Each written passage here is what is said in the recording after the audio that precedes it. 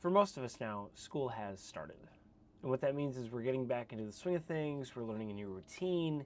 Some of us are in new buildings or new roles, and we're trying to find out how we can do those things to the best of our ability. Now, if you're in a leadership role, whether that's assistant principal, superintendent, head of school, whatever that role is for you, I have two pieces of advice that I want to give as someone who's walked down that path before. The first one is going to sound really simple, but it's still very, very important, and that is leave your office. Especially in the first week or 2 weeks of school, your office is not the place you want to be. Now, I understand you have paperwork, you have emails, sometimes you have phone calls you need to make. I get all that. But the most important things that you will do in your job, in your role, do not take place in that office. Especially in a leadership role.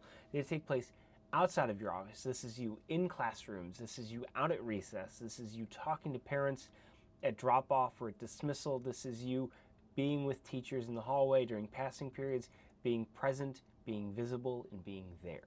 And it sounds really simple. And it is really simple.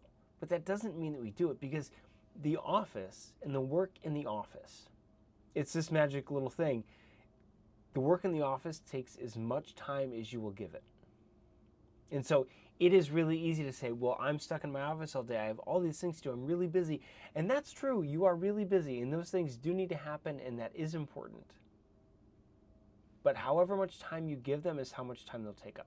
And a lot of our work as leaders and as administrators is that way.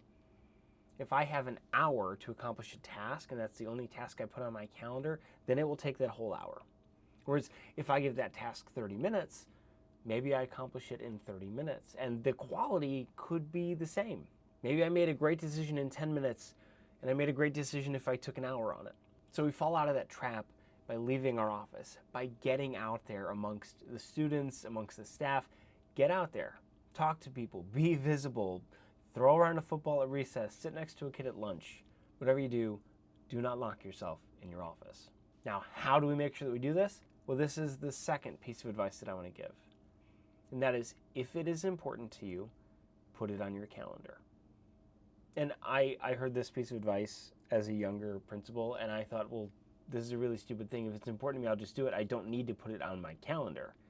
And if you're really, really motivated, yes, you can absolutely do that. If you are very motivated and very task-oriented, and you are going to do the things because you know they need to get done. But if you are like me, or like most of us, sometimes our bad habits get the best of us. And when we get into our office and we sit down and we look at our calendar and we see that maybe there's a blank spot, we're going to go, ooh, well, now I can go do, and our brain will come up with something we need to do, because as a leader, there's always more to do. But if we have be in classrooms, half hour, well, now I might not make it to the classroom every time that's on my calendar, but I'm going to make it a lot more than if I didn't put it on my calendar. If I'm more inclined to find stuff to keep me busy in my office, that is. So if it's important to you, put it on the calendar. And from a practical side, this honestly gives you a way to map out your time.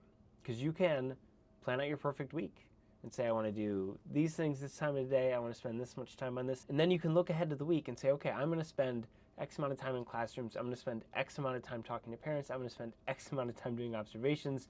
Whatever it is, you now know. You know what that perfect week is going to look like for you.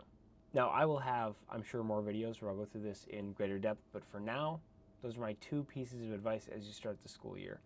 Stay out of your office as much as you can and put the really important things on the calendar.